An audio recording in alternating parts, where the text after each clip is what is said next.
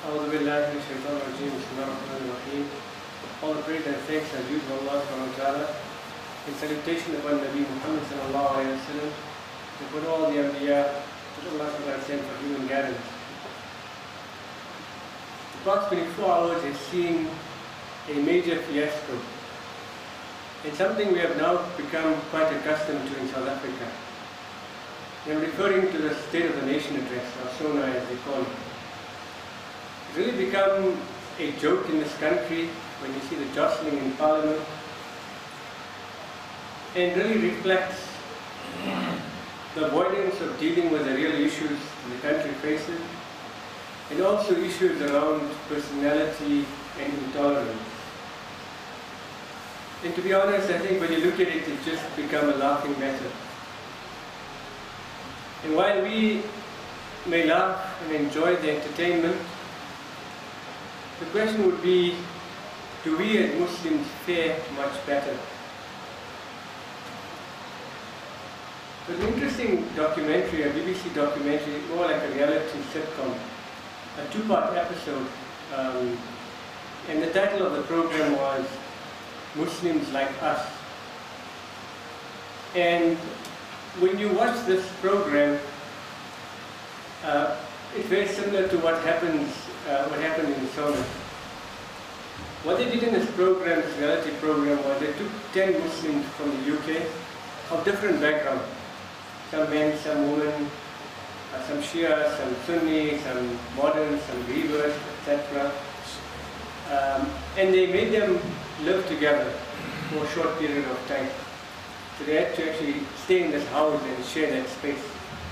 The program is called Muslims Like Us. Very fascinating thing. And after watching it, at first you're surprised with the behavior, and then you come to a realization that it's not that surprising.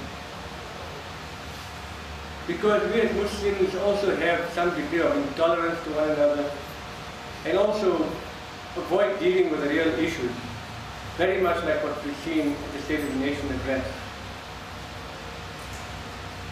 When I looked at this program on BBC about Muslims, what really came to my mind was the level of illiteracy among Muslims.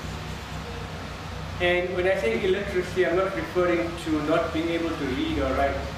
They were very capable at doing that. But it was about Quran illiteracy. They did not even know the basics, and not even able to understand the principles upon which Allah has instructed us in terms of dealing among ourselves as Muslims and also with non-Muslims. But today I'd like to focus on us as Muslims and look at how we should behave. The Quran provides some clear and meaningful instruction on how we deal in a collective manner, in collective gathering, and also in terms of what defines a good person. The first ayah I'd like to look at is in Surah Mujadila, verse 1, Surah 58, verse 1.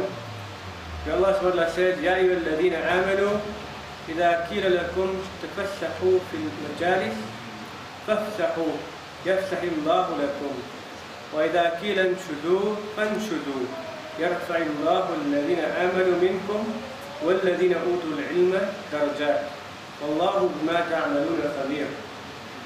It's a very beautiful instruction. We often think of the Quran as a book of beautiful recitation, but it's actually a very clear instruction, despite its beautiful melodious recitation. It translates as follows: O you who believe, when you are told to make room in the assemblies, spread out and make room.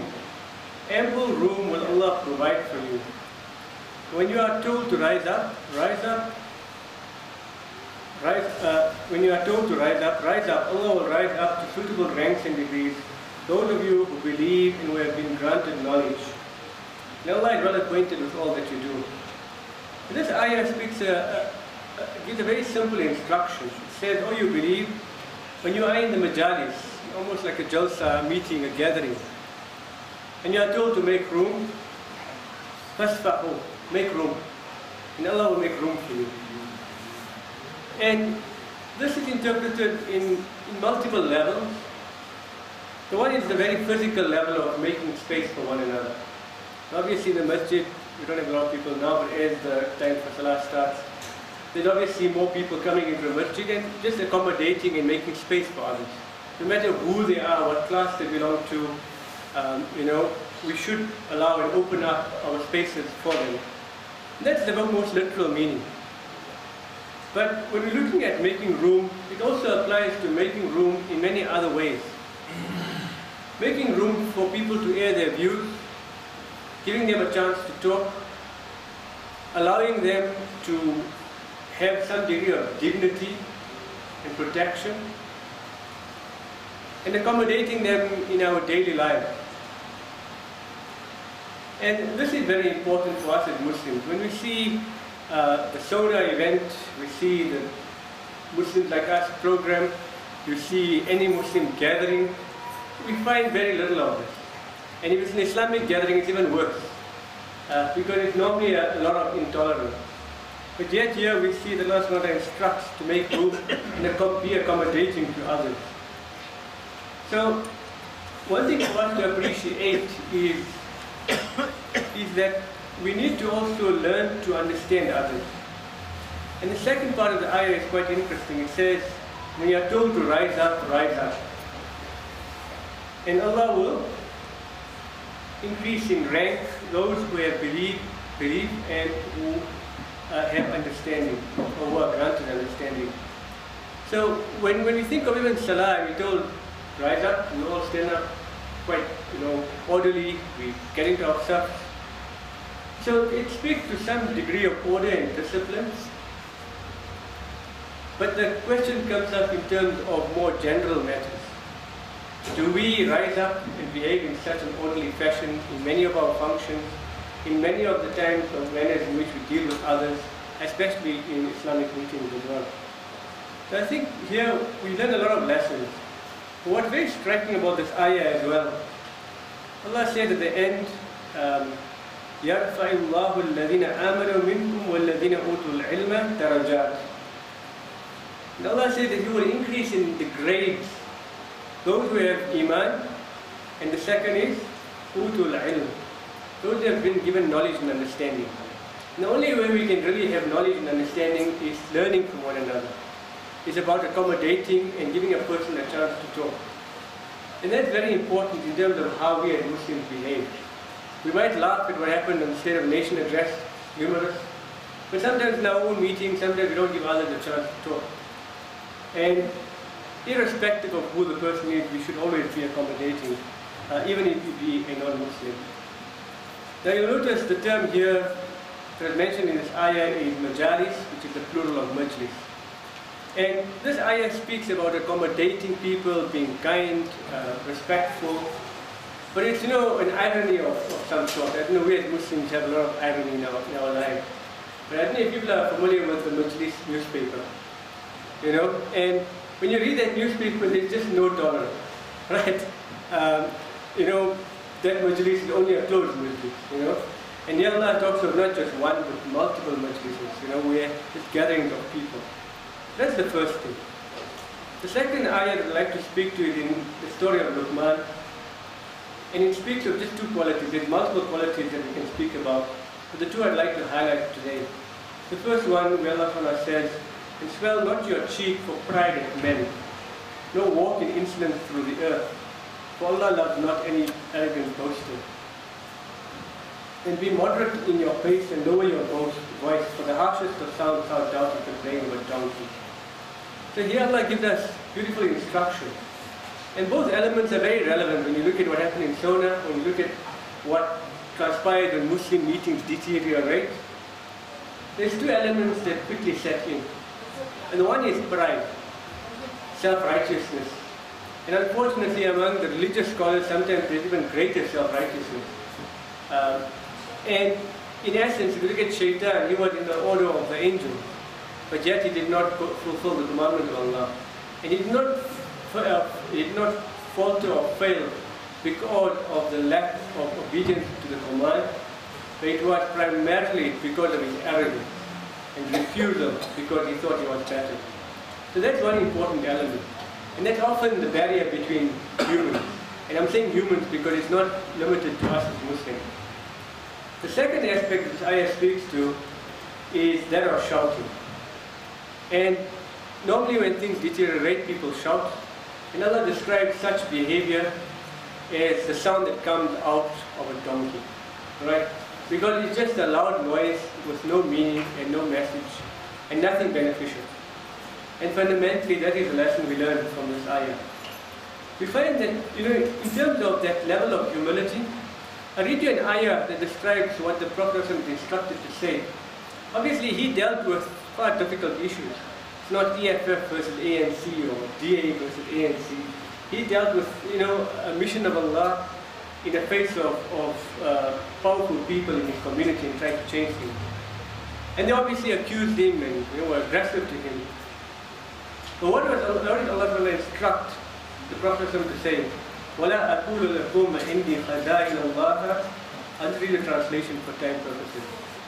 I tell you not that with me are the treasures of Allah, nor do I know what is hidden, nor do I claim to be an angel. These are the utterances of the Prophet Muhammad sallallahu alaihi wasallam. I tell you not with me that they are the treasures of Allah, nor do I know what is hidden, nor claim I to be an angel. Nor yet do I say of those whom your eyes do despise, that Allah will not grant them all that is good. Allah knows best what is in their soul. I should, if I did indeed be a wrongdoer.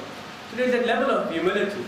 And I think this is very important and something that we as Muslims have become very much like the Jews, where we have the sense of being the chosen nation. Jannah is not guaranteed for any of us sitting here today.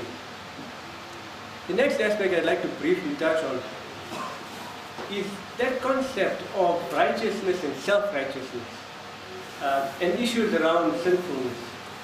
And when we look at us as humans, no matter what category you belong to, whether you're a scholar of the greatest repute and you do world tours on teaching Islam, or you could be the simple street sweeper, that we are all at some point are affected and succumb to sin.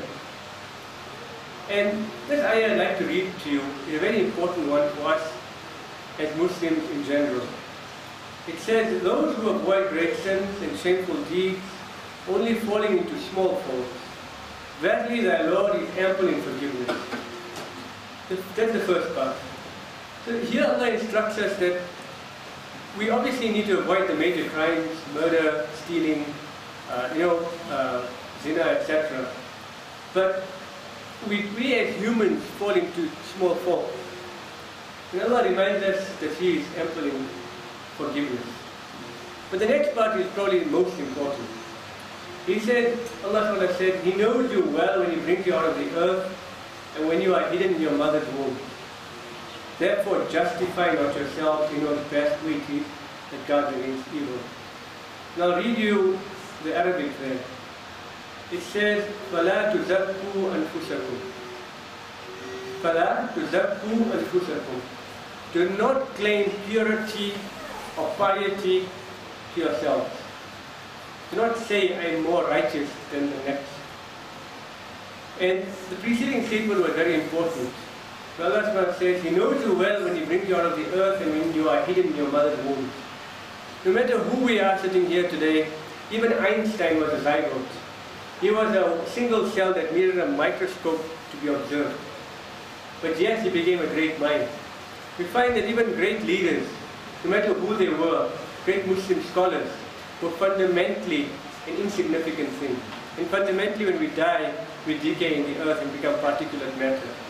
So the ayah that's important and the point that needs to be highlighted is وَلَا تُزَكُّوا أَنفُسَكُمْ. That we should not claim piety and self-righteousness, because it's Allah's final decision. As to our pure intentions, we might do good, but we might not do it with good purpose. We do not do it in the service of Allah. We serve our own desires and pride. And that's very important for us to appreciate. So I'd like to just end off with one ayah. And I found this quite an important piece as well. So just to briefly recap, we see that as Muslims, or as humans for that matter, we often get caught into disagreements, but sometimes turning violent and aggressive. And it's not specific to what we see the ANC, DA or EFF.